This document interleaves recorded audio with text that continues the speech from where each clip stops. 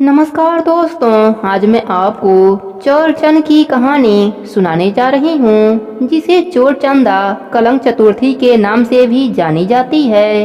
प्रेम से बोले गणेश भगवान की जय हो। एक बार नैमी सारण तीर्थ में सैनक आदि 88,000 ऋषियों ने शास्त्रवेत्ता सूत जी से पूछा, हे सूत जी महाराज, सभी कार्यों की निर्विघ्न समाप्ति किस प्रकार से हो? धन उपार्जन में कैसे सफलता मिल सकती है? और मनुष्यों के पुत्र सौभाग्य एवं संपत्ति की वृद्धि किस प्रकार हो सकती है? पति पत्नी में कलह भाव से बचाव, भाई भाई में परस्पर वैमनस्य से अलगाव तथा उदासीनता से अनुकूलता कैसे मिल सकती है? विद्या उपार्जन, वाणिज्य, व्यापार, कृषि कर्म एवं शासकों को अपने शत्रु पर विजय प्राप्त करने में कैसे सफलता मिल सकती है? किस देवता के पूजन अर्चन से मनुष्यों को अभिष्ट की प्राप्ति हो सकती है?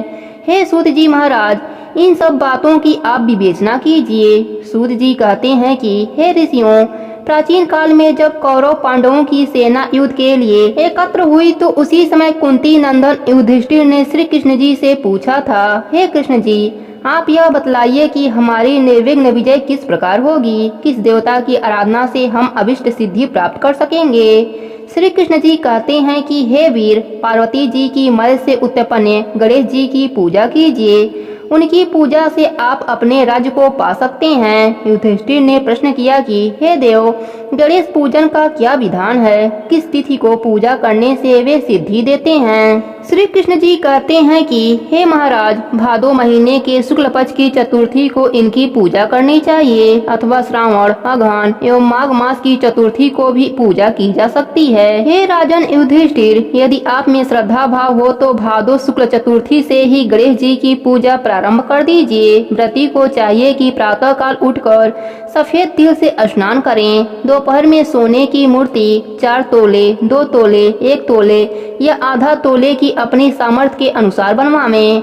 यदि संभव न हो तो चांदी की प्रतिमा ही बनवावें। यदि ऐसा न कर सके तो मिट्टी की मूर्ति बनवावें, परंतु अर्थ संपन्न होते हुए कृतज्ञता न करें। ये ही वर विनायक और यह ही सिद्धि विनायक हैं। मनवांछा की सिद्धि के लिए भादो शुक्ल चौथ को इनकी पूजा करें।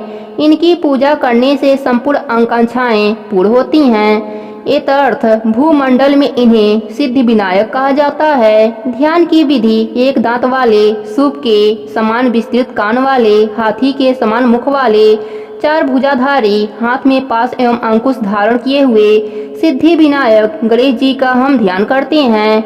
एकाग्रचित से पूजन करें। पंचामृत से स्नान कराने के बाद शुद्ध जल से स्नान करावें। तदंतर भक्ति पूर्वक गणेश जी को गंध चढ़ावें। आवाहन करके पाद अर्घ्य आदि देने के बाद 2 लाल वस्त्र चढ़ाना चाहिए। तत्पश्चात पुष्प, धूप, दीप एवं नैवेद्य अर्पित करनी चाहिए। फिर पान के ऊपर कुछ मात्रा में सोना रखकर अथवा रुपए चढ़ावें। इसके बाद गणेश जी को 21 धूप चढ़ावें। इन नामों द्वारा भक्ति पूर्वक गणेश जी की पूजा दुर्गा से करें। हे गणाधीप, हे उमापुत्र, हे पाप के नाशक, हे विनायक, हे ईशनंदन, हे सर्वसिद्धदाता, हे एकदंत, हे गजमुख, हे मूषक वाहन, हे स्कंद कुमार के ज्येष्ठ भ्राता, हे गजानन महाराज, मैं आपको प्रणाम करता हूँ। रोली, पुष्प एवं अक्षत के साथ 2-2 दूब लेकर प्रत्येक नाम का उच्चारण करते हुए अलग अलग नामों से दूब अर्पित करें। हे देवादिदेव, आप मेरे दूब को स्वीकार करें। मैं आपकी बारंबार विनती कर रहा हूँ। इसी प्रकार भुना हुआ गेहूं और गुड़ अर्थात गुड़ धनिया, जो गणेश जी को परम प्रिय है, चढ़ावें। इसके बाद शुद्ध घी में निर्मित 21 लड्डू हाथ में लेकर हे कुरुकुल प्रदीप कहकर गणेश जी के आगे रख दें।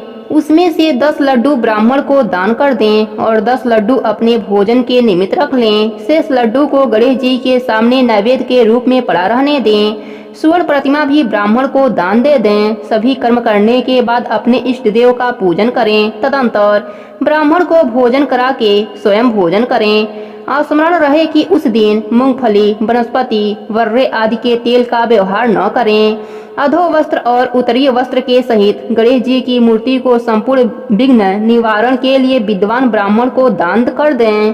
हे धर्मराज युधिष्ठिर, इस प्रकार गणेश जी की पूजा करने से आप सभी पांडवों की विजय होगी, इसमें संदेह की कोई बात नहीं है। यह मैं बिल्कुल सत्य कह रहा हूँ। गुरु से दीक्षा लेने के समय वैष्णव आदि आरंभ में गणेश पूजन करते हैं। गणेश जी की पूजा करने से विष्णु, शिव, सूर्य, पार्वती, अग्नि आदि विशिष्ट देवों की भी पूजा हो जाती है, इसमें संदेह नहीं है। इनके पूजन से चंडिका आदि मातृगण सभी प्रसन्न होते हैं। हे ऋषियों, भक्ति पूर्वक सिद्धि विनायक गणेश जी की पूजा करने से उनकी कृपा से फलस्वरूप मनुष्यों के सभी कार्य पूर्ण होते हैं।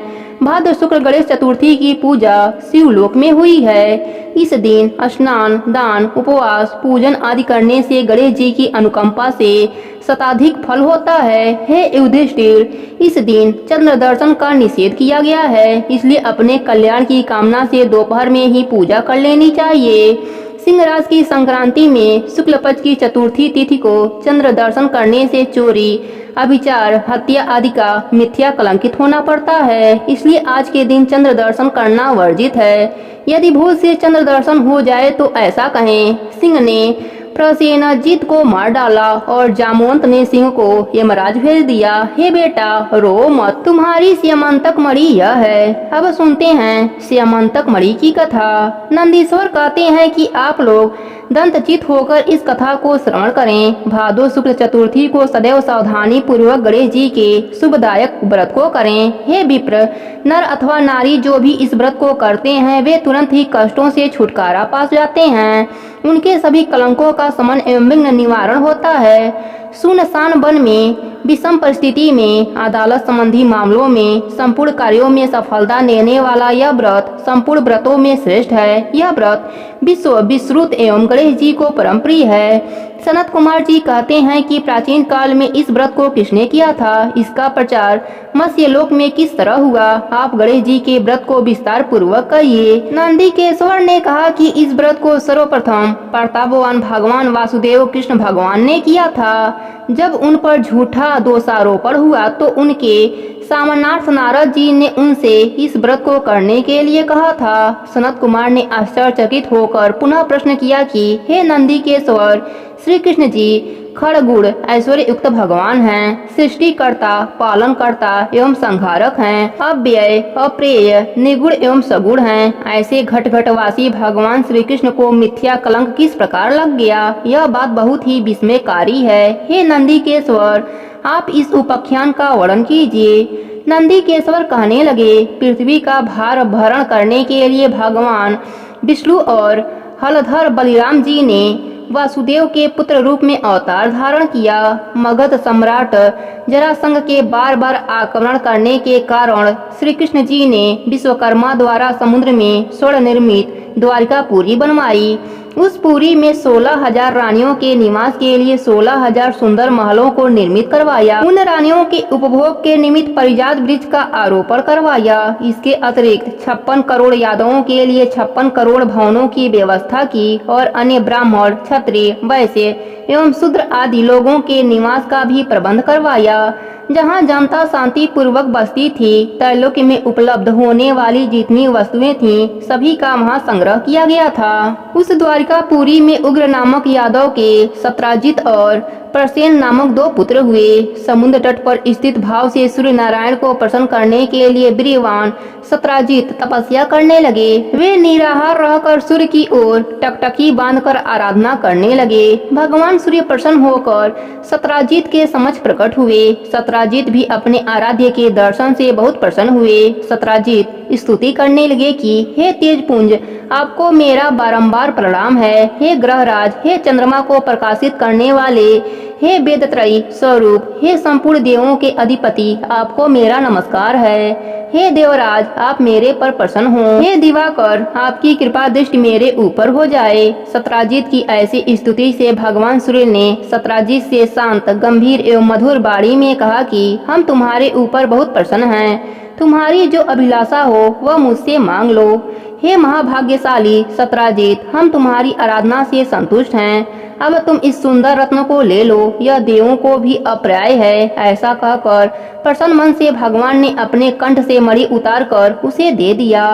भगवान सूर्य ने उससे कहा कि यह मणि प्रतिदिन 8 भार अर्थात 24 मन सोना प्रदान करती है, अतः मणि धारण करने के समय पवित्र रहना चाहिए। हे सत्राजित, अशौच अवस्था में धारण करने से धारक का मरण हो जाता है। इतना कहकर तेजवान भगवान सूर्य वहीं अंतर ध्यान हो गए।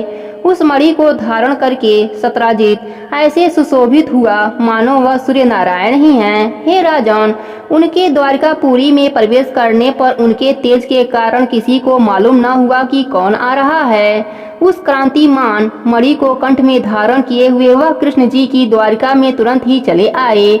उस मणि की चमक से देखने वालों ने समझा कि साक्षात सूर्य भगवान ही आए हैं। जब लोगों ने समीप आकर स्पष्ट रूप से देखा तो उनकी समझ में आया कि यह सूर्य नहीं है, यह तो सत्राजित है, जो कंठ में मणि धारण करने के कारण सुशोभित हो रहे हैं। सत्राजित के कंठ में श्यामस्तक मणि को देखकर भगवान कृष्ण का मन भी ललाहित हो उठा, परंतु उन्होंने उसे लेने की चेष्टा नहीं की। इधर सत्राजित के मन में संदेह उत्पन्न हो गया कि कहीं कृष्ण जी मुझसे यह मणि मांग न ले। इस भय से उसने उस मणि को अपने भाई प्रसेनजीत को दे दिया, साथ ही उसे पवित्र रहकर पहनने के लिए भी सावधान कर दिया।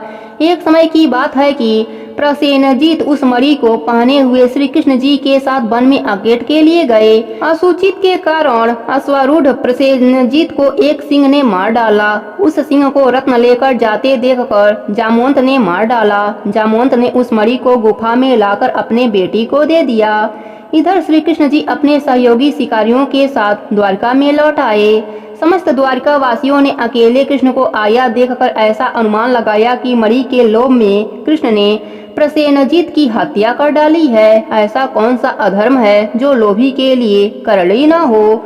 लोभी तो अपने गुरुजनों का भी वध कर डालता है। इसी प्रकार की चर्चा सब लोग करने लगे। झूठे दोषारोपण से श्री कृष्ण जी के मन में बहुत ही संताप हुआ और वे किसी से बिना कुछ कहे सुने कुछ लोगों को साथ लेकर नगर से बाहर चले गए। वन में जाकर कृष्ण ने देखा कि एक स्थान पर प्रसेनजीत सिंह द्वारा मृत होकर पड़े हैं। सवारी के साथ प्रसेनजीत के पनचिह्नों के सहारे वहां गए जहां ऋक्ष ने सिंह को मारा था। रक्त बिंदु के आधार पर श्री कृष्ण उसकी गुफा में घुस गए। ऋक्षराज की गुफा बहुत ही भयानक थी और उसमें गहन अंधेरा था। अतः प्रजाजनों को गुफा द्वार पर छोड़कर भगवान कृष्ण अकेले ही उसमें प्रविष्ट हो गए। अपने तेज से अंधकार का निवारण करते हुए भगवान उस गुफा में 4 कोस तक चले गए। वहां पहुंचने पर उन्होंने रमणी स्थान एवं महल को देखा। वहां पर जामवंत का पुत्र सुंदर पालने में झूल रहा था और पालने में मणि रत्न लटक रहे थे। बालक के उस खिलौना स्वरूप मणि को लेने के लिए भगवान श्री कृष्ण उसके निकट खड़े हो गए। रूप लावण्य से पूर्ण कमल नयनी किशोरी उस पालने को झुला रही थी। वह मंद मुस्कान भी बिखेर रही थी। ऐसी नव युक्ति बाला को देखकर कृष्ण जी विस्मित हो गए।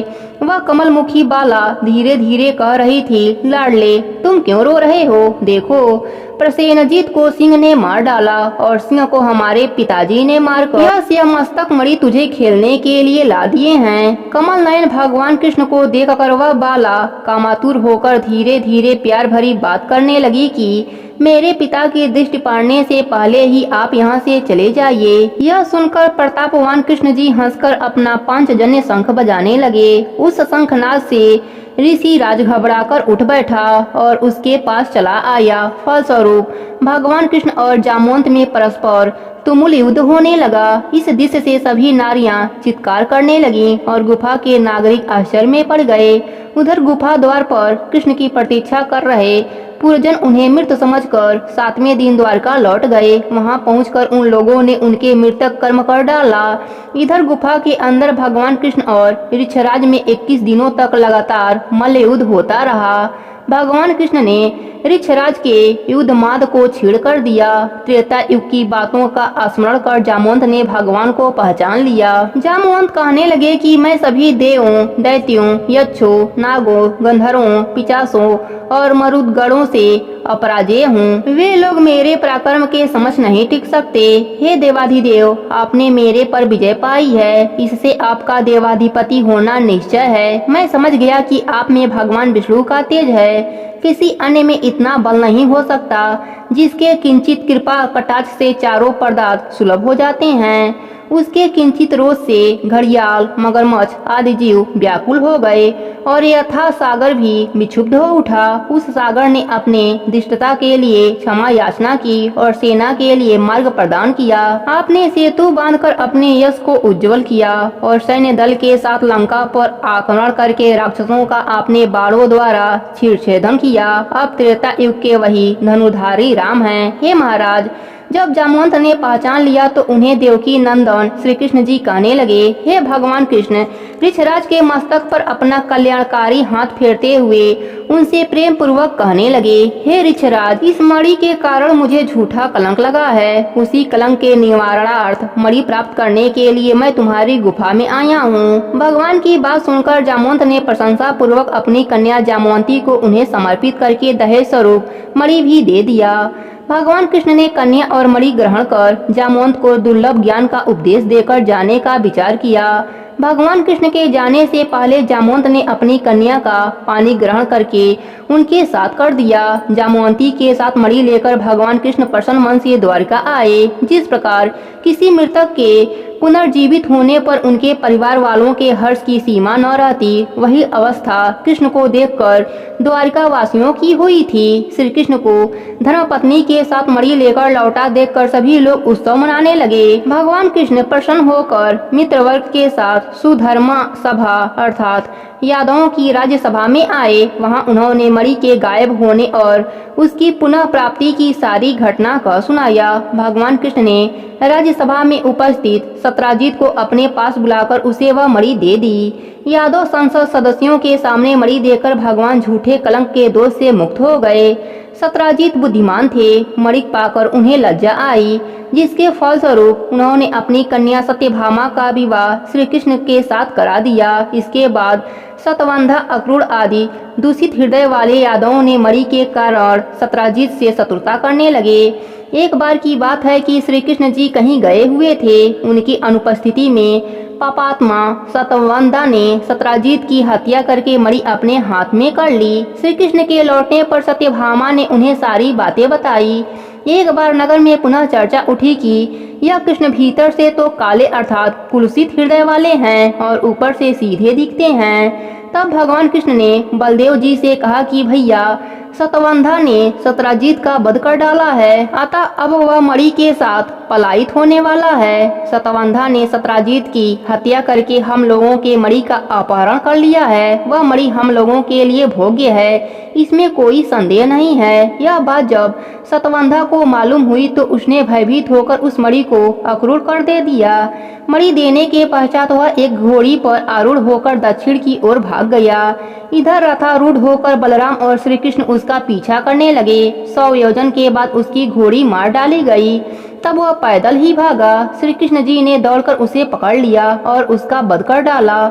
मणि के लिए इच्छुक कृष्ण जी ने रथारूढ़ बलदेव जी से कहा कि भैया, इसके पास से तो मणि नहीं मिली। कृष्ण की बात से बलराम जी रुष्ट होकर कहा, कृष्ण, तुमने सदैव से कपट का व्यवहार किया है। तुमसे बढ़कर लोलुप्त और पापी कोई अन्य व्यक्ति नहीं होगा। जब तुम धन के लोभ में पड़कर अपने सगे संबंधियों की हत्या करने से भी नहीं चूकते तो ऐसा कौन भाई बंधु होगा जो तुम्हारा साथ दे। तदंतर बलराम जी की तुष्टि के लिए श्री कृष्ण ने शपथ के द्वारा उन्हें प्रसन्न करने का प्रयास किया।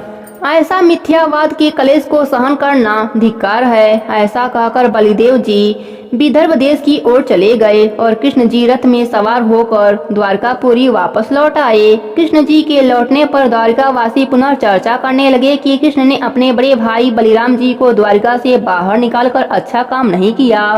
मणि के लोभ में उन्हें ऐसा करना उचित नहीं था। इस श्लोका उपवास से श्री कृष्ण के मन में बहुत ही खेद हुआ और उनका चेहरा मुरझा गया। इधर अक्रूर भी तीर्थाटन के लिए द्वारका से निकल पड़े। उन्होंने काशीपुरी में आकर यज्ञपति भगवान के लिए विष्णु याग किया। अक्रूर ने उस मणि द्वारा दैनिक स्वर्ग प्राप्ति के द्वारा सभी लोगों को दक्षिणा देकर संतुष्ट किया। नगर में विभिन्न देवों के मंदिरों का निर्माण करवाया। सूर्य द्वारा प्रदत्त उस मणि को सदैव अक्रूर पवित्रता के साथ धारण करते थे। फलस्वरूप वे जहाँ भी रहते वहाँ न तो कभी अकाल ही पड़ता था और न व्याधि जनित किसी रोग का ही प्रकोप होता था। भगवान कृष्ण सर्वज्ञ थे। वे सभी बातों को जानते थे।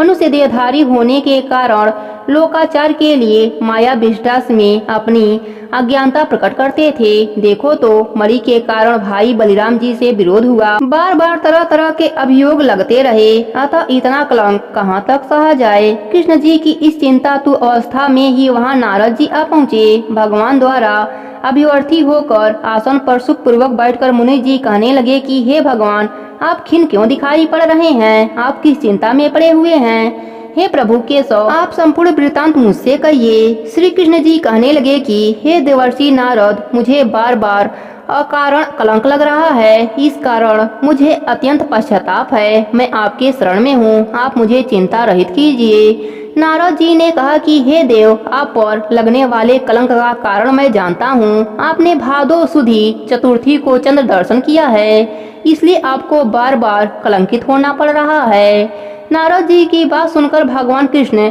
सारगर्भित वाणी में कहने लगे कि हे देवर्षि नारद जी, चतुर्थी के चंद्र दर्शन से कैसे दोष लगता है, जबकि द्वितीया के चांद का लोग दर्शन करते हैं और उसका सुंदर फल पाते हैं। नारद जी ने कहा कि स्वयं गणेश जी ने दर्शनीय रूप वाले अर्थात अपने सुंदरतम रूप पर गर्व करने वाले चंद्रमा को श्राप दिया है कि आज के दिन जो लोग तुम्हारा दर्शन करेंगे, समाज में उन्हें व्यर्थ ही निंदा का पात्र होना पड़ेगा। श्री कृष्ण जी ने पूछा कि हे मुनीश्वर, अमृत की वृष्टि करने वाले चंद्रमा को गणेश जी ने क्यों श्राप दिया? आप इस सर्वोत्तम उपाख्यान का विस्तृत वर्णन कीजिए। नारद जी ने उत्तर दिया कि प्राचीन काल में ब्रह्मा, विष्णु और शिव ने मिलकर गणेश जी को अष्ट सिद्धि तथा नौ निधि को पत्नी स्वरूप प्रदान किया। तदंतर शास्त्रोक्त विधि से गणेश जी की पूजा करके उन्हें संपूर्ण देवों में अग्रणी बनाकर प्रजापति ब्रह्मा जी उनकी स्तुति करने लगे। ब्रह्मा जी ने कहा कि हे हाथी सदृश मुख वाले, हे गणपति, हे लंबोदर, हे वरदायक,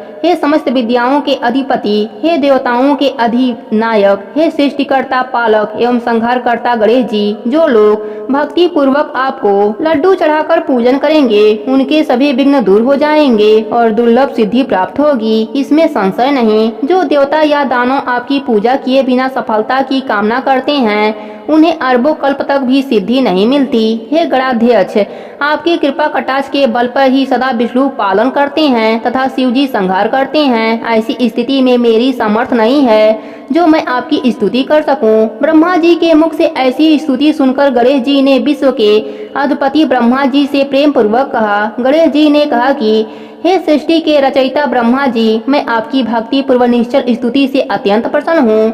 आपकी जो इच्छा हो मुझसे वर के रूप में मांग लीजिए, मैं उसे पूर्ण करूँगा। ब्रह्मा जी ने कहा कि हे प्रभु, सृष्टि के रचना काल में मुझे किसी प्रकार की बाधा न हो। यह सुनकर गणेश जी ने प्रसन्न मन से मुस्कुराते हुए कहा, ऐसा ही होगा, अर्थात आपका कार्य निर्विघ्न रूप से चलता रहेगा। ब्रह्मा जी अभिष्ट वरदान पाकर अपने लोक को चले गए। इधर स्वेच्छा से भ्रमण करने वाले गणेश जी सत्यलोक से चलकर अपना अद्वितीय स्वरूप धारण किए आकाश मार्ग से चंद्रलोक में जा पहुँचे।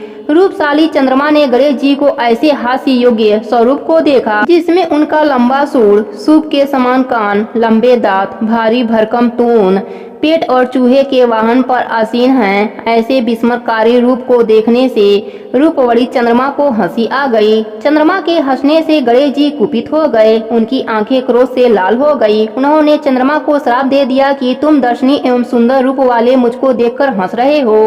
गणेश जी ने कहा कि हे चंद्रमा, तुम मदद पीड़ित हो रहे हो, इसका फल तुम्हें बहुत जल्द भोगना होगा। आज से शुक्ल चतुर्थी के दिन जो कोई भी व्यक्ति तुम्हारे पापी मुंह को नहीं देखेगा, जो व्यक्ति भूल से भी तुम्हारे मुख को देख लेगा, उसे अवश्य कलंकित होना पड़ेगा। नारद जी कहते हैं कि हे कृष्ण जी, ऐसा भीषण श्राप सुनकर विश्व में हाहाकार मच गया और चंद्रमा का मुख मलिन हो गया तथा वे जल में प्रविष्ट हो गए। उसी दिन से चंद्रमा अपना स्थान जल में बनाकर रहने लगे। इधर देवता, ऋषि और गंधर्वों को बड़ी निराशा हुई और वे सब दुखी होकर देवराज इंद्र के नेतृत्व में पितामह ब्रह्मा जी के लोक में गए। ब्रह्मा जी का दर्शन करने के बाद उन लोगों ने चंद्रमा के वृत्तांत का वर्णन कर दिया कि आज गणेश जी ने चंद्रमा को श्राप दे दिया है।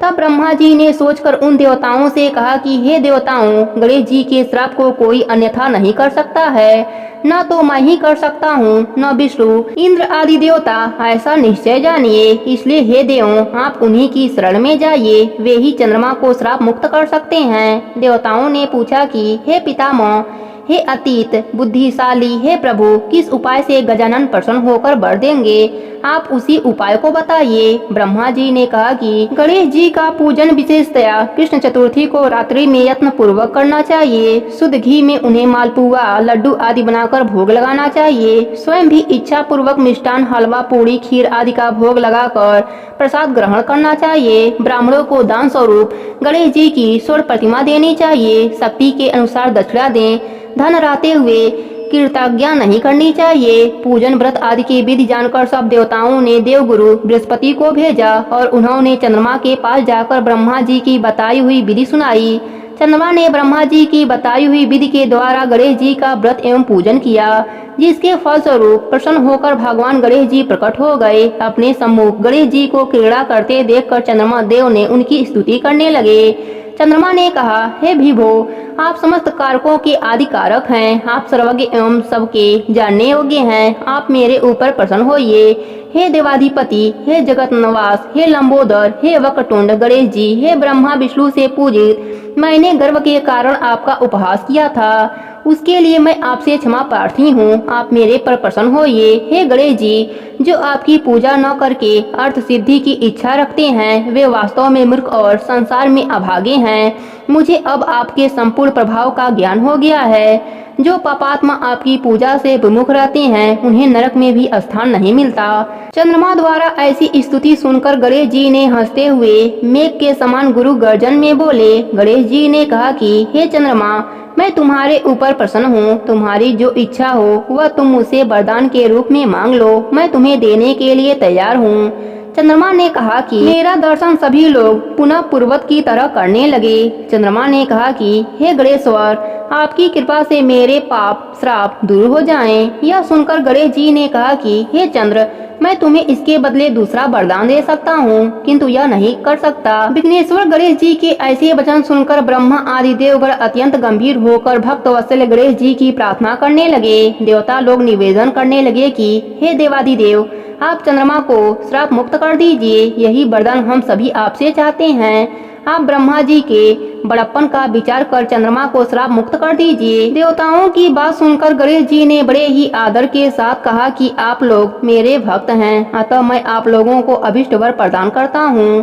गणेश जी ने कहा कि जो लोग भादो सुदी चौथ को चंद्रमा का दर्शन करेंगे, उन्हें मिथ्या कलंक तो अवश्य ही लगेगा, इसमें कोई भी संदेह नहीं है। किंतु महीने के आरंभ में शुक्ल द्वितीया के दिन जो व्यक्ति हर महीने में निरंतर तुम्हारा दर्शन करते रहेंगे, उन्हें भादो सुदी चौथ के दर्शन का दुष्परिणाम नहीं भोगना पड़ेगा। नारद जी कहते हैं कि हे कृष्ण, तभी से द्वितीया के दिन सब लोग आदर पूर्वक चंद्र दर्शन करने लगे। स्वयं गणेश जी ने द्वितीया के चंद्र दर्शन की महत्ता का वर्णन किया है, किंतु द्विज के चंद्रमा का दर्शन करने वाले जो पापात्मा भाद्र शुक्ल चतुर्थी को तुम्हारा दर्शन करेंगे, उन्हें 1 वर्ष के भीतर ही मिथ्या कलंक का भागी होना पड़ेगा। इसके पश्चात चंद्रमा ने गणेश जी से पुनः पूछा कि यदि ऐसी घटना घटित हो जाए तो हे देवाधिपति, आप किस उपाय से प्रसन्न होंगे, यह बताने की कृपा कीजिए। श्री गणेश जी ने कहा कि कृष्ण पक्ष की प्रत्येक चतुर्थी को जो लोग लड्डू आदि का भोग लगाकर मेरा पूजन करेंगे और विधि पूर्वक रोहिणी के साथ तुम्हारा पूजन करेंगे, जो लोग मेरी स्वर्ण प्रतिमा का पूजन करके कथा श्रवण करेंगे एवं ब्राह्मण भोजन कराकर उन्हें दान देंगे, तो मैं सदैव उनके कष्टों का निवारण करता रहूंगा। यदि स्वर्ण प्रतिमा निर्मित कराने की क्षमता न हो तो भादो सुदी चौथ को मिट्टी की ही सुंदर प्रतिमा बनवाएं। सोने के अभाव में मिट्टी की प्रतिमा का विविध सुगंधित पुष्पों से मेरी पूजा करें। फिर प्रसन्न मन से ब्राह्मण को भोजन कराकर विधि पूर्वक पूजन के बाद कथा सुनकर वर्णित विधान द्वारा ब्राह्मण को समर्पण करें कि विघ्न विनायक गणेश जी, आप हमारे इस दान से प्रसन्न होइए और सदैव सभी समय हे देव, आप हमारे कार्यों को निर्विघ्न पूरा करें। आप सम्मान, धन धान्य, पुत्र पौत्रादि देते रहें। हमारे वंश में विद्वान, गुणी और आपके भक्त पुत्र उत्पन्न होते रहें। तदंतर ब्राह्मण को यथाशक्ति दान की दक्षिणा खिला दें। नमकीन पदार्थों से विरहित होकर लड्डू, मालपुआ, खीर आदि मीठे पदार्थों का ब्राह्मण को भोजन कराकर स्वयं इच्छा अनुसार भोजन करें तथा इस प्रकार व्रत रहकर पूजन करें तो उन्हें मैं सदा विजय, कार्य में सिद्ध, धन्य धान्य विपूर्ण संतति देता रहूंगा। इस प्रकार कहकर सिद्धि विनायक गणेश जी अंतर ध्यान हो गए। नारद जी ने कहा कि हे कृष्ण जी, आप इस व्रत को कीजिए, आपका कलंक छूट जाएगा। तब नारद जी के आदेश अनुसार भगवान कृष्ण ने व्रत का अनुष्ठान किया। इस व्रत के करने से श्री कृष्ण जी कलंक से मुक्त हो गए। नारद जी कहते हैं कि जो कोई आपके स्यमंतक मणि के उपाख्यान को सुनेंगे, चंद्रमा के चरित्र का कथानक सुनेंगे, उन्हें भाद्र शुक्ल चतुर्थी के चंद्र दर्शन का दोष नहीं लगेगा। जब भी मानसिक संकट या किसी तरह का संशय उत्पन्न हो, चंद्रमा का दर्शन भूल से हो जाए तो उसके निमित्त इस कथा को सुनना चाहिए। ऐसा देवताओं ने वर्णन किया है कि श्री कृष्ण जी ने गणेश जी की आराधना करके व्रत और पूजन से उन्हें प्रसन्न किया। अतः मनुष्यों को चाहिए कि इस क्लेश सापहारक कथा को अवश्य ही सुने। नर अथवा नारी पर किसी प्रकार का संकट आने पर इस व्रत के करने से उनके सभी मनोरथ पूर्ण होते हैं। विघ्न विनाशक गणेश जी की प्रशंसा से मनुष्यों को संसार में सभी पदार्थ सुलभ हो जाते हैं। प्रेम से बोलिए गणेश भगवान की जय हो, जय हो, जय हो।